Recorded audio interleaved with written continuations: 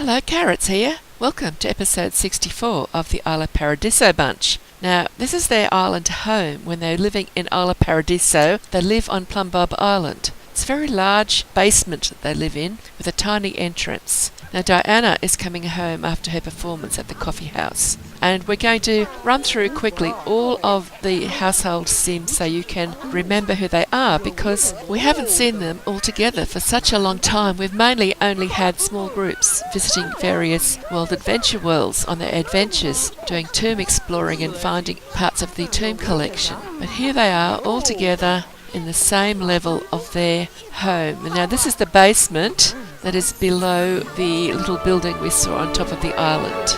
Now we'll have a little look at some of the things they've brought home with them from the various worlds. Now this is China in the background with some dive wells that I've constructed, that they've picked up parts for the dive wells from all the worlds. This is some things from France, including the tomb collection, of course, and Egypt. The tomb collection's across the back wall there. Other treasures are stored in boxes and chests and places all around the basement, the various basement levels. And they've got massive numbers of harvestables stashed away in their various storage boxes as well, because they've got a huge garden down in the bottom basement. And this is the entire household. We'll go through them one by one so that you can get to know them better and remind you of their traits and things like that. We'll start with Craig. He was made especially for this household. He's brand new sim, and I really don't like his eye colour, but that's what I gave him at the time. I only put him in here to be a token male because I had only females in the house when I added him. His traits are party animal, vegetarian, savvy sculptor, handy, sailor and angler. And he wants to be descendant of Da Vinci. I think he's almost completed that now. He has to get to level 10 in 3 different skills. Skills he needs to master to get his lifetime wish are painting, sculpting and inventing. Remember, when I made Craig, this game was brand new and I had no intentions of making a video. Wasn't even thinking of making videos at that point. The reason for the game was I had been trying to get a badge, have my Sims make 300 elixirs. Now, I've had, in several different games now, I've had Sims make 300 and more than 300 elixirs, and so far I've never managed to get the badge, so I think I've given up on that one. However, that's the reason we have Craig in the game. And of course, it was a long time before I ever thought of sending them off on any world adventures, which is what this particular game has been all about for the past several episodes. Now, Judy Butler is a witch, and I think she was the first witch I ever made, and I've played with her frequently in various games. She has a daughter, Anne, who she left behind in Dragon Valley when I picked her up out of my big game, and I wish I'd brought her with me now because I'd really like to have Anne in this game. She is a clone of Judy, because Judy was the first sim I ever got to clone herself or any other sim. It was just after University Life was made, that was released, that I made Judy. And she was the first sim in this particular game, which I called Get Badges, because I wanted to get the badge for having my sim making 300 elixirs. They made the elixirs, but I didn't get the badge, as I've already said. Now, Judy's traits are green thumb, angler, loves the outdoors, friendly, handy and neat. And she wants to be a zombie master. I haven't done anything towards her achieving her lifetime wish yet. I might one day. You never can tell what I'll do next sometimes. Obviously, she wasn't meant for world adventuring, but she's doing it anyway because, well, she loves the outdoors, so she's suited to it, and she's handy, so she can handle the traps. She cloned Triton King, and she has a little mermaid called Terry King that she's taking care of in this game, and she also planted 2 forbidden fruit seeds and got 2 plant sim babies, so she is the mother of 3 toddlers in this particular game. Now, Diana Martin, she wasn't meant to be played with at all. I made her as a testing sim to test out some custom content I was deciding if I wanted it in my game or not. And I actually just tested some skins and a hair on her, which is why she looks a little bit different, but otherwise she is just the sim straight out of the sim bin in Create a Sim. I added Diana to the game originally because Judy was in it all by herself and I didn't like having a household with only one sim. So Diana got plopped in. Her traits are handy, star quality, night owl, social butterfly, party animal, and natural born performer. And her lifetime wish is master magician. And she's getting very close to achieving that lifetime wish. I keep her performing. When she's at home, she does it at a showtime venue around Isla Paradiso, and when she's travelling to World Adventure World, she usually does some performing in the market area with local sims cheering her on.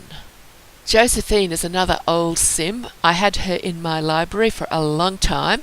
She's a genie, and she's one of the first genies I ever made, and I made her hot-headed, and I had her originally in a household of 8 sims. But she used to keep attacking one of those 8 sims, and I got so tired of the constant rolling around on the ground in a ball of dust while they fought each other that I ended up banning Josephine from games permanently because she was the one who was always starting the fights. I put her in this game because, well, it wasn't a really serious game initially, and I thought, well, I'll see how she goes with some different sims. And she's been going quite well. She's still in the game anyway. She was originally the typical blue genie with the genie outfit and hair, but when I put her into this game, I gave her a makeover and I gave her a custom skin and dress. So she looks a bit different, but she's still got the same traits. Her traits are genius, equestrian, good sense of humour, hot-headed, coward and irresistible.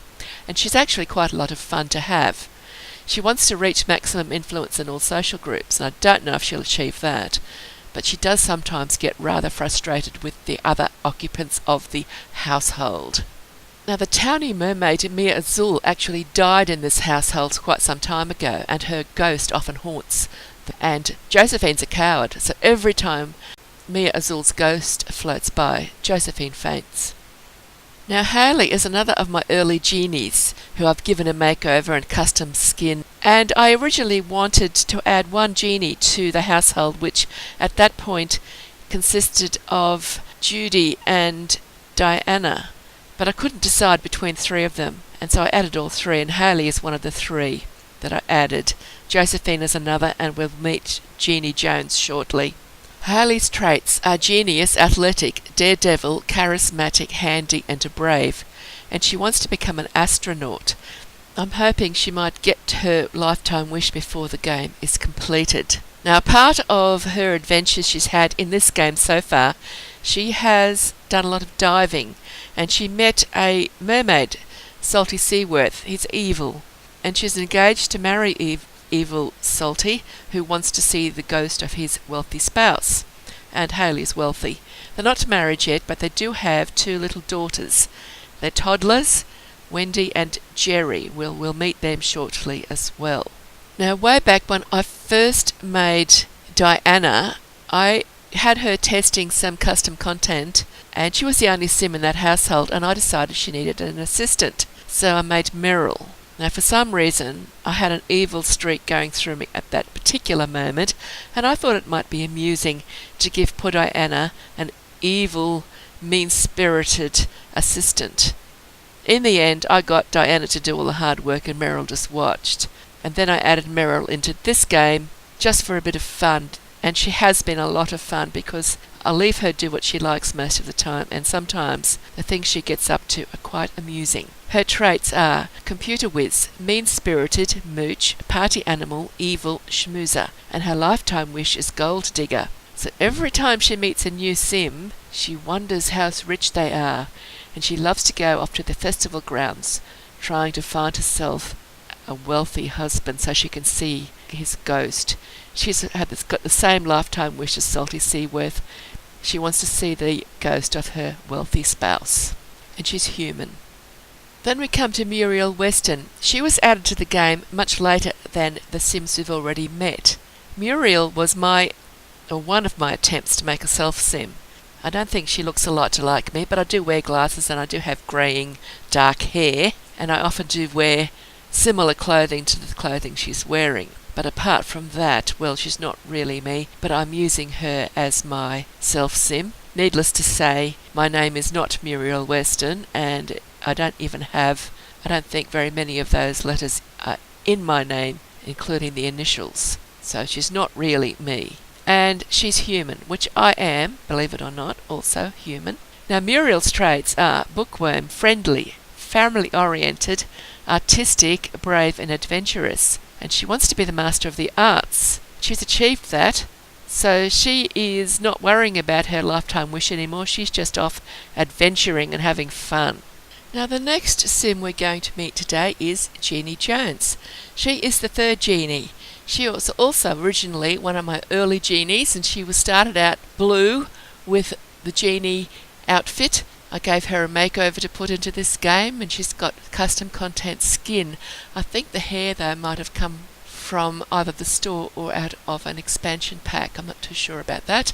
Her traits are genius, animal lover, good, green thumb, friendly and nurturing. And her lifetime wish is fairy tale finder. So far I don't think I've done anything towards that particular lifetime wish. Maybe she'll get it, maybe she won't. She might get it in a game eventually, even if she doesn't get it in this game, because I'm sure I'll use her again in another game somewhere sometime. And then we come to Sam Lewis. Now he's human, and he was made specially for the game because I thought by this point Craig was being rather outnumbered. He was the only male amongst about 5 or 6 females. Sam's traits are gatherer, loves the outdoors, loves to swim, sailor, angler and brave. And his lifetime wish is grand explorer, which meant he needed to be in a household that owned all of the uncharted islands. And in order to get all of the islands, he needed to get Key to the City, which is an island that can only be achieved by somebody in the lifeguard career who has rescued a lot of drowning Sims. Sam joined the lifeguard career and he managed to get to level 10 in that career, and he rescued enough Sims to reveal Key to the City Island. And that's how he achieved his lifetime wish. And I have a very bad habit of calling him Craig. So if ever I'm talking about Sam and I say Craig, please just mentally convert it. So that's all of the grown-ups, and now we'll meet the toddlers. And after we've met the toddlers, then we will meet the dog and the cat. Now Wendy Armstrong is a genie, and she is the twin of Jerry Armstrong, who is also a genie, and they are the daughters of Salty Seaworth and Hayley Armstrong, who is a genie and Salty is a mermaid. Wendy's traits are loves the outdoors and loves the cold, and Jerry's traits are brave and loves the cold. They have no lifetime wish yet. Is a plant sim toddler, and his traits are green thumb and athletic. And Benji is another plant sim toddler, and his traits are loves the outdoors and good. Now they were both picked by Judy Butler, so that's why they have the last name of Butler. Finally we have Terry King, who was cloned by Judy Butler, and he has the traits of flirty and virtuoso. Terry is the clone of Triton King, and I've changed his scales now to match Triton King's scale colour. He is the youngest of the toddlers, and he's still got some reading to do, but all of the other toddlers have read all of their toddler books, and they've also all learned all of their other toddler skills, including Terry. He's just got 7 books to read still. So the toddlers are really now just waiting to age up to children, which will happen when the World Adventures have finished, when they've got all the tomb collections. So you're not going to see much toddler training still happening in this game at this point, unless we get more toddlers. I'm not planning to have any more toddlers, but mistakes can happen. Now Stella Dog was a stray they adopted, and her traits are adventurous and noisy. And Kitty Cat, another stray they adopted with the traits adventurous and hunter. Now the interesting thing about Kitty Cat is Judy Butler the witch. Now witches and cats go well together in The Sims. Witches are more powerful if they have a cat in the household. Unfortunately, Kitty Cat absolutely loathes Judy Butler, and they are often enemies. At this point in the game they are just simply despise each other. They aren't quite enemies, but they're almost enemies. They're well in the red zone with their relationship. It can be quite amusing sometimes seeing Kitty Cat shredding Judy's feet. It happens every so often, and I don't always comment on it, but if you see the cat digging at Judy's feet, you know what's going on. It's shredding her feet. Now, in this episode of the Isla Paradiso bunch, they are going to head off to Egypt, and this is the group that are going to travel. Craig, Meryl, Sam, Jeannie, Muriel, Judy, and Hayley. Josephine has been chosen to stay home with the toddlers this trip. Craig organised their travel arrangements, and here he is, and Hayley's coming up behind him. They're waiting for their boat to arrive, and as soon as they hop in the boat, off they set to Egypt. When they get to Egypt, they go straight to their house. A certain amount of idle activity to celebrate their arrival. It looks like Sam wants to do a photo with somebody and he can't get any cooperation. But Diana's got some pomegranates in her inventory and she needs to deliver them to Lana Lufti, who is in the market. So she's about to set off for the market. And there she goes. No idea why she chose to go on a boat.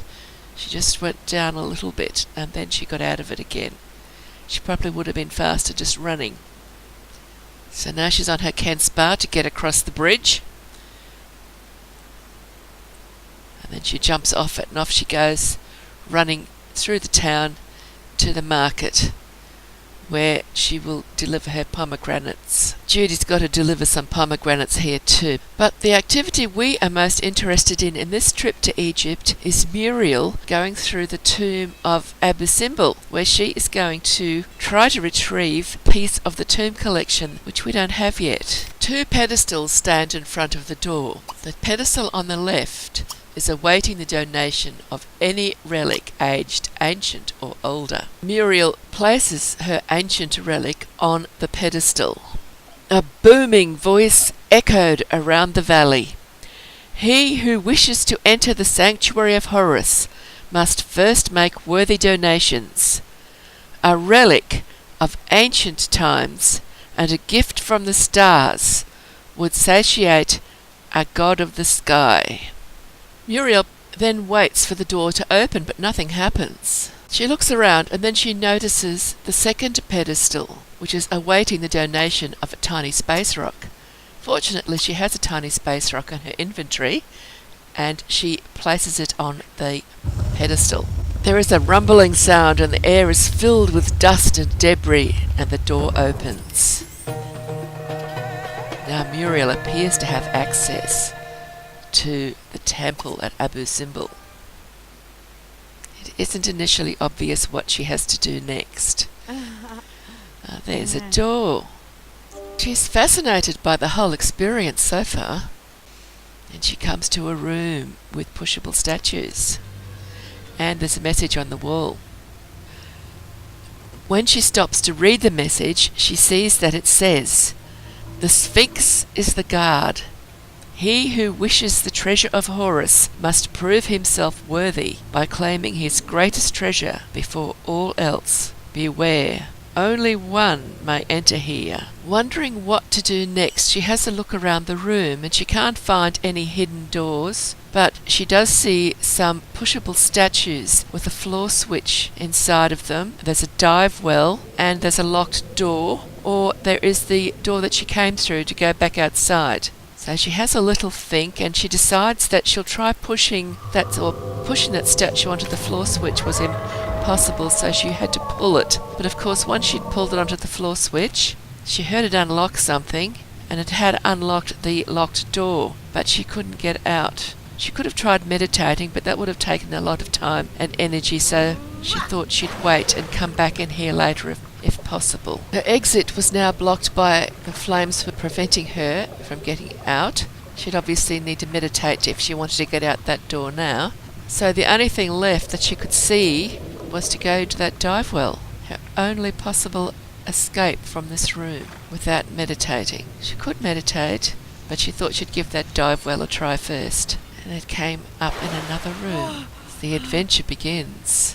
When she emerged from the dive well, she found herself in another room. It was larger than the previous room. Perhaps it just seemed larger because there wasn't quite as much stuff in it.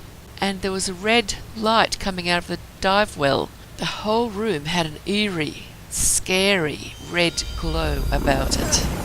There was a rubble pile, so she thought, well, that's easy. She's got Pangu's axe in her pocket. So she cleared the rubble pile in one swoop and found a star keystone, which she collected. Wondering what to do next, she noticed another notice hanging on the wall, and there was a floor switch nearby that she could stand on. But she read the notice first, and it said, "The way out lies through this door. Beware, for once one passes through this door, there is no going back." So she decided not to open the door and didn't stand on the floor switch. It was a great temptation to just open the door, but she thought no, she might just walk through it and then she'd be locked out of this tomb forever.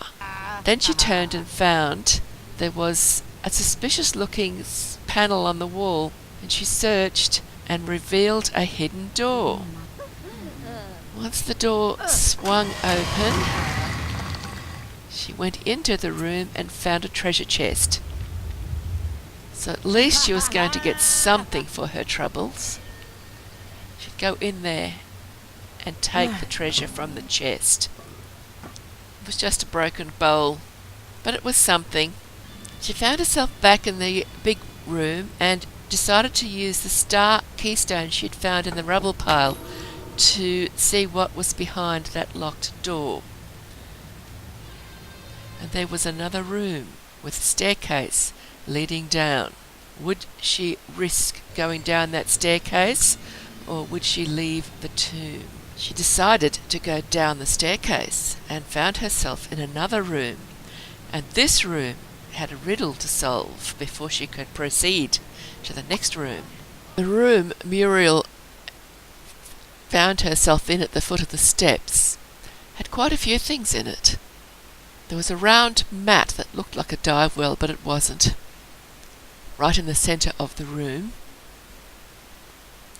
there were 4 pushable statues, and each pushable statue had a rather ominous-looking smudge on the floor in front of it, or near it.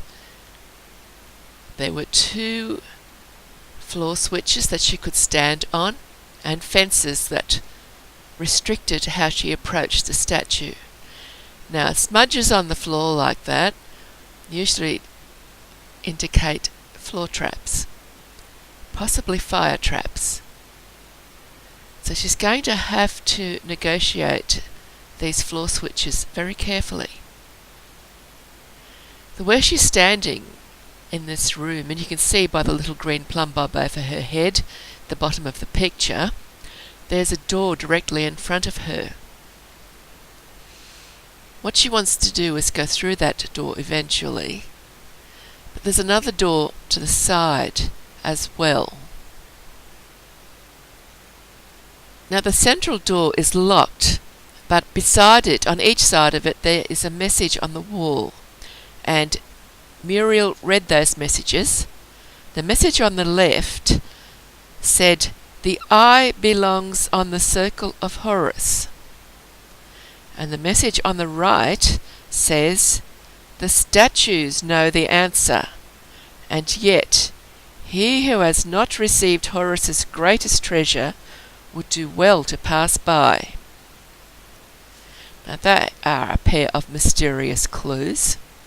Now 2 of those pushable statues are facing towards one of the 2 floor switches in its group. So Muriel decides that she'll start out by standing on the floor switches that the statues are looking at, in the hope that this means that that is the safe floor switch for her to stand on. Now this is truly scary because I don't know what's going to happen, but I've told her to stand on the floor switch that the statue is facing,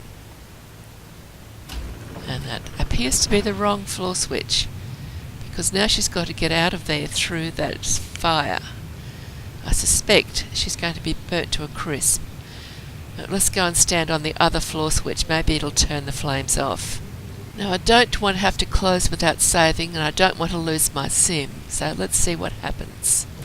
Nope, the flames are still there, but we've got a purple light on now.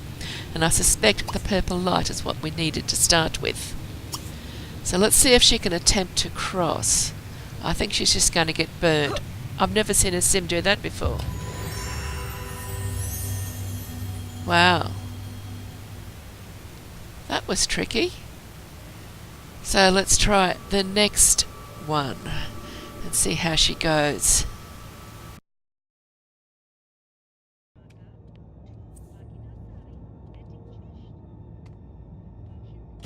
So she got through the second one without a problem. She turned the light on and didn't actually light the flames. Now what's happening? This is the third one, and she's also managed to get it. The second one, she jumped on the floor switch that the statue had its back to.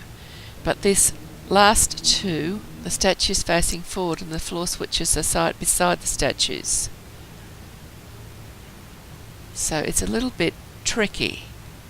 She got the right one again, and this time I looked at the directions that the feet were facing, the feet on the floor switches themselves, and I got her to stand on the feet were facing in a different direction for all four of the ones that she got right. So she went into the room she just unlocked, and she found some ancient coins in the treasure chest. And now she moves on to the next room. This will probably be the final room for this episode because we're running out of time. As you can see, the room on the left is the one we've just completed, and the room on the right is the one we're about to do now. There are two pathways to follow in this room. One has got red carpet and the other has blue, and that's what we need to watch. As she walks through the door, she finds a message to read. Only one path can be trodden unscathed. Follow the word of Horus to safely pass. For the first step, listen to his words. While fire burns all that it touches, the colour of warmth will lead to safety. She gets to the next message, and it reads, the colours of the earth and sky, those who fly can safely pass. And so she arrives at the end of that part of the journey, and she finds another message to read. The next message reads, sometimes the right path can be the wrong path. The next clue reveals the top of the rainbow contains the safe path.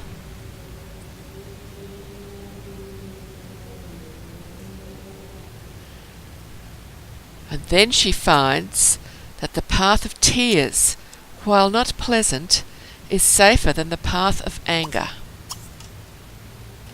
And the final message tells her, she who deviates from her path will only find destruction. So she sticks to the blue path and heads straight for the door.